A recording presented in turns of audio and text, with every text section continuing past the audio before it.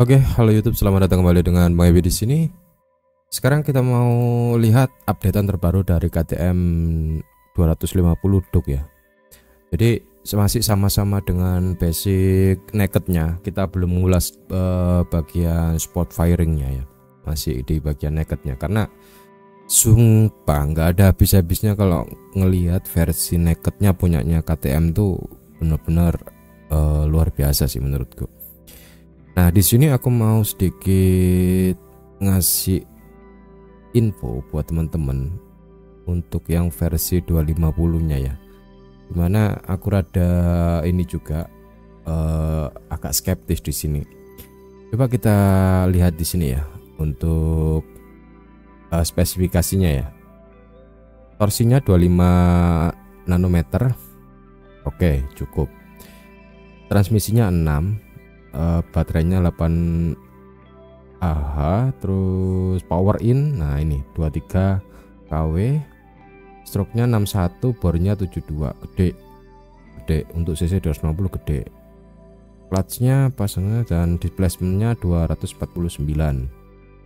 Nah ini nih yang bikin aku sedikit agak skeptis. Dia masih menggunakan satu silinder 4 stroke engine, pakai liquid cooled ya, sorry pakai radiator ya.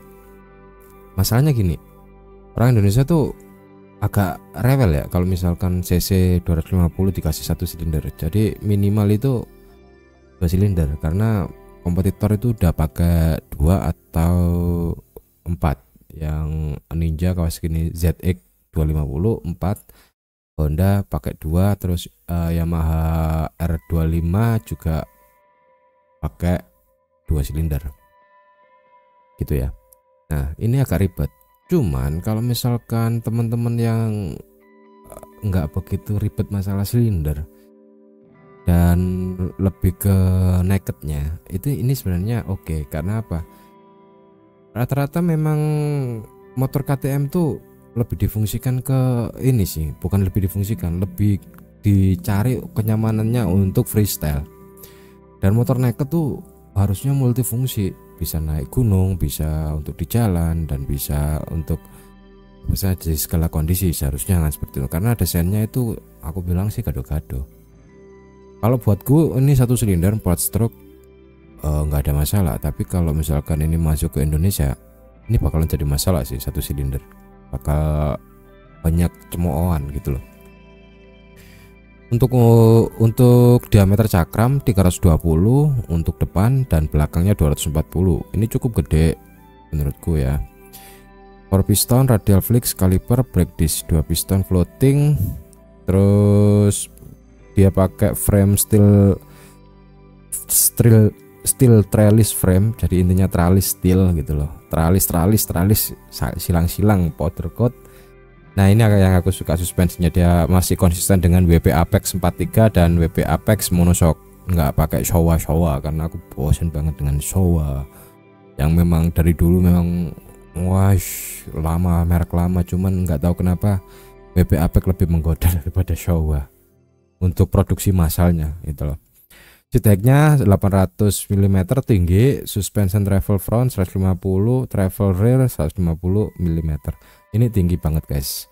Nah oke, kita udah ngomongin spek, dimana speknya di sini kurang begitu apa ya disukai sama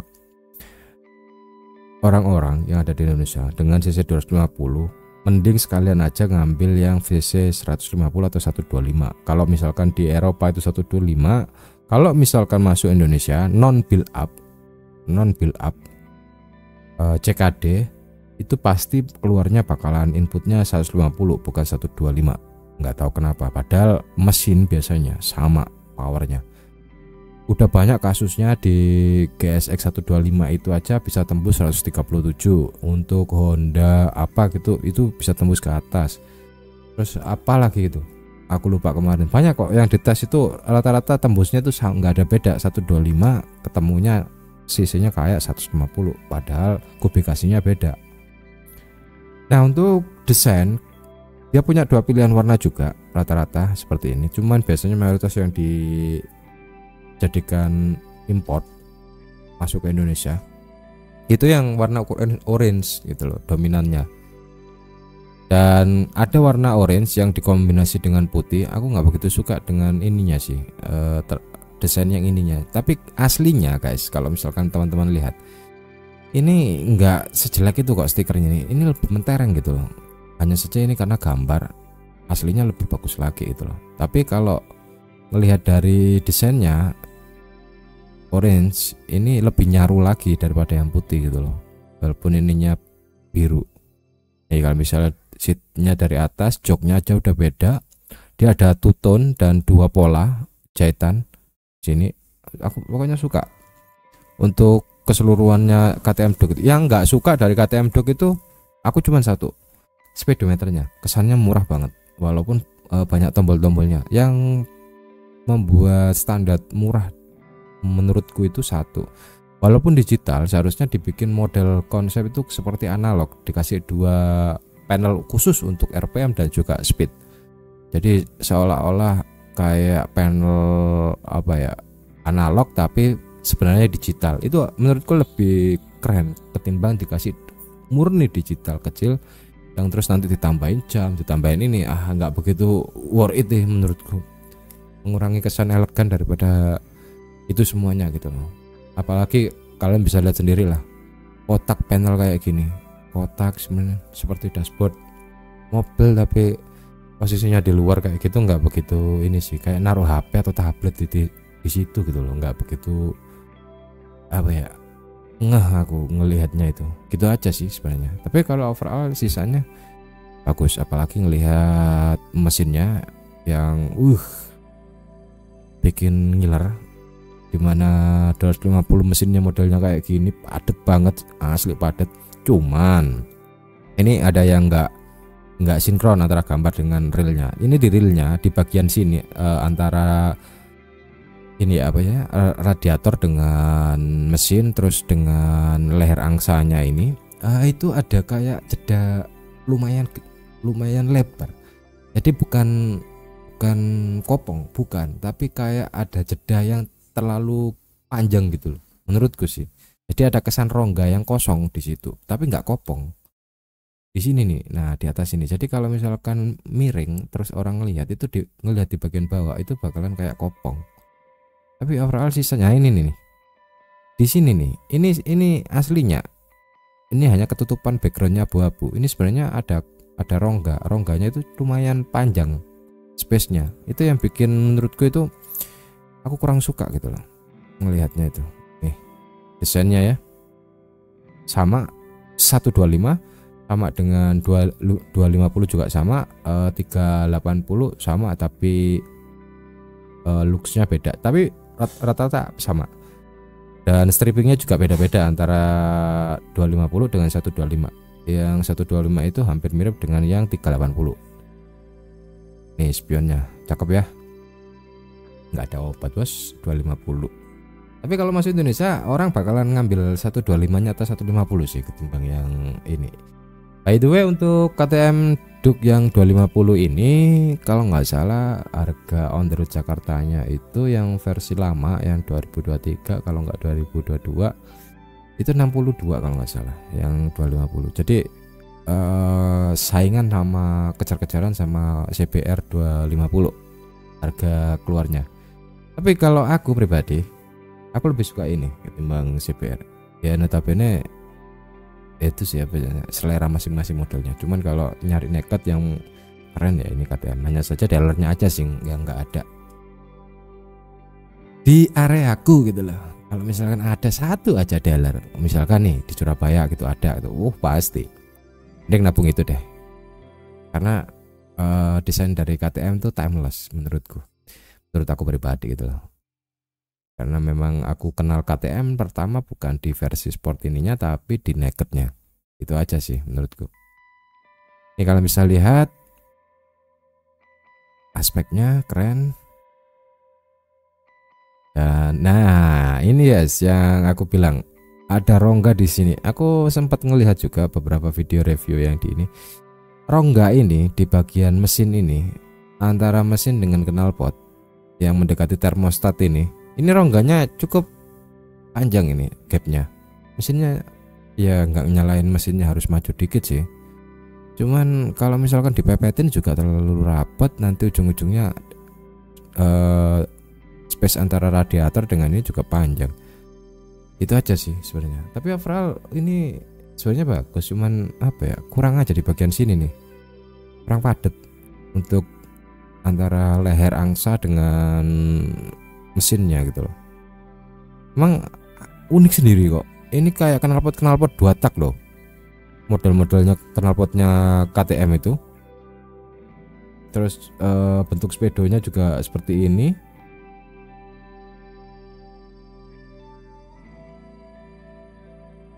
Kita cek juga beberapa ininya. Terus cakramnya dia nggak pakai wavy, dia masih ini, hanya saja dia sudah dari seri terendah sampai tertinggi dia sudah pakai monoshock semuanya.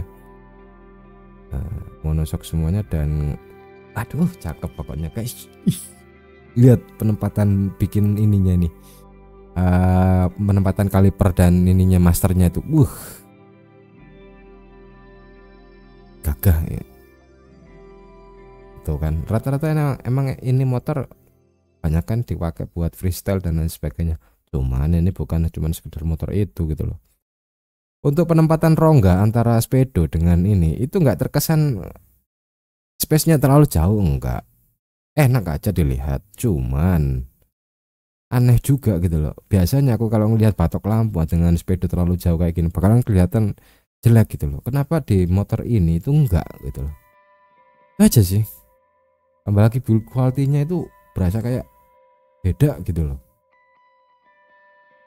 Itu aja sih yang aku tangkap itu.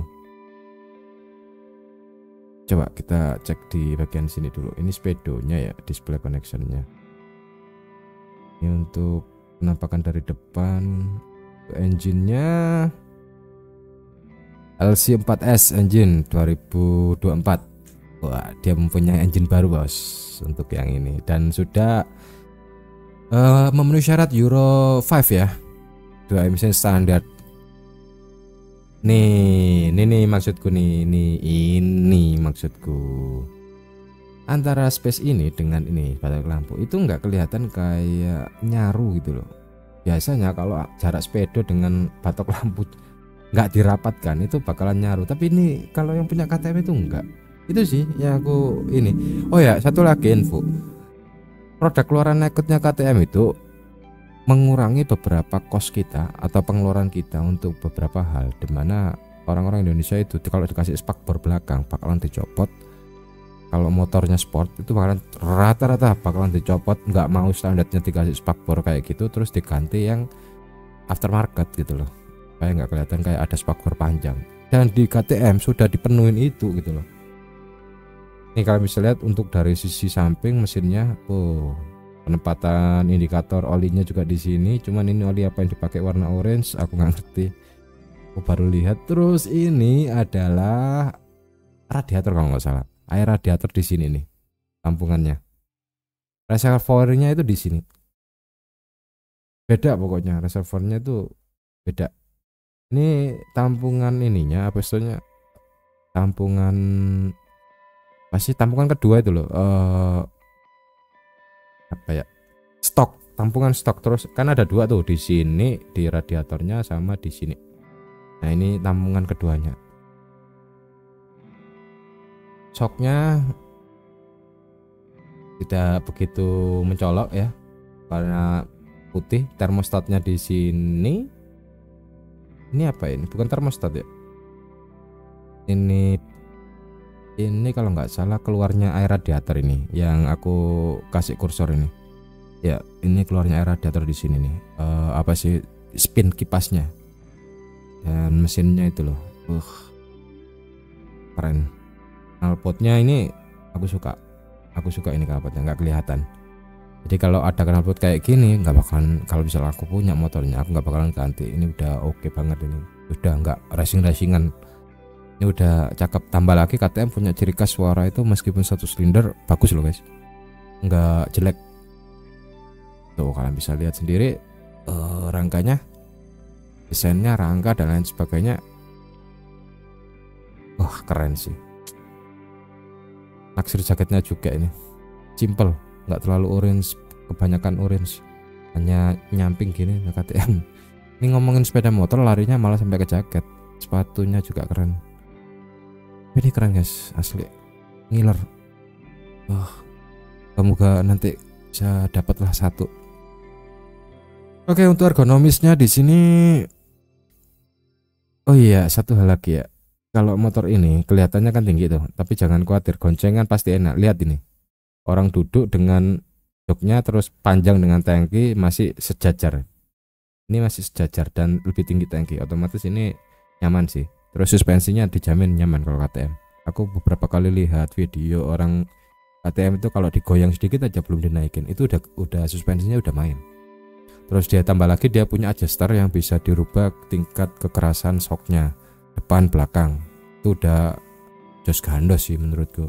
Jadi monoshocknya di sini enggak permanen, masih bisa di-adjust, ada setelannya. Enggak, yang depan ini enggak tahu, tapi kalau versi yang atas yang Meva itu pasti ada setelannya sih. Nah, ini untuk framenya yang tadi ya. Terus ini bagian arm. Oh, armnya ini bagus banget loh guys. Sampai bingung mau ngomong apa. Oh ya, satu lagi yang perlu kita notice dari beberapa yang udah aku lihat, 125, 250, 390 itu rata-rata ya. Bannya itu pakai peleknya itu depan belakang udah pakai tapak lebar semua. Kelebihan kalau pakai pelek tapak lebar itu apa? Lebih stabil biasanya di jalan jelek. Terus buat speeding juga lebih stabil. Minusnya berat, gitu aja. Biasanya untuk tarian itu berat untuk ini kalau tidak ditunjang dengan mesin yang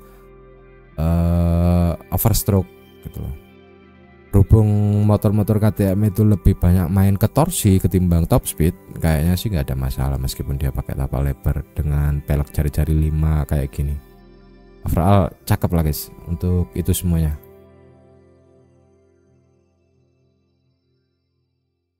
Tuh kan lihat fork depan. Fork itu anu ya, suspensi depan ini ya, shock breakernya upside down ini. Tuh, udah kayak punyanya Ducati aja ini. Suspensinya upside downnya. Jadi ngiler. Oh ya, satu lagi. Ini di bagian besi rangkanya ya. Besi rangkanya ini jangan dikira ini semulus ini. Nah, ini kalau kalian lihat kan kayaknya mulus gak ada cacat. Karena ini gambar jadi ada efek blow, ada efek cahaya yang nggak bisa dilihat. Tapi sebenarnya ini ada, kalau misalkan ada sambungan kayak gini itu ada kayak kelihatan kasarnya gitu loh, cat kasar yang ini kan halus. Ini pasti nanti kalau yang asli ini bakalan ada kelihatan kayak kasar gitu, kasar kelihatan catan pisah gitu. Tapi bagus juga sih, nggak jelek, cuman kelihatan gitu loh. Kalau ini kan kelihatannya halus banget, semuanya ketutup kayak halus, enggak, aslinya nggak kayak gitu. Oke, overall itu aja yang bisa aku sampaikan dan bisa aku informasikan ke kalian untuk menemani hari kalian. Semoga kalian terhibur dan selamat beraktivitas kembali.